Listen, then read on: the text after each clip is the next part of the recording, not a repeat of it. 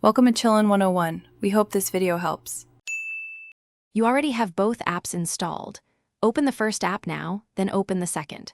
Once both are loaded, make sure multi-window is enabled in Settings. This lets the system place apps side by side.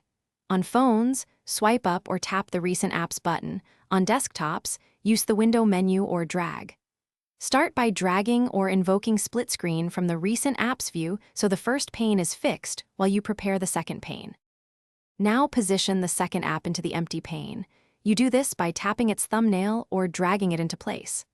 Once both apps occupy the screen, grab the central divider and resize until both apps are usable, larger for editing, smaller for reference.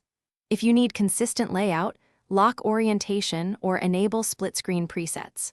Also, make sure input focus is on the app you intend to type into. Otherwise, keystrokes or audio will be routed to the wrong pane.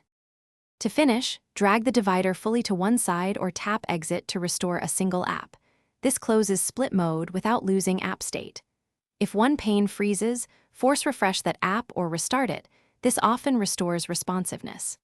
If split screen won't start, make sure battery saver or aggressive memory management isn't blocking multi-window. Additionally, try toggling the multi-window setting and rebooting the device. That single troubleshooting step usually resolves permission and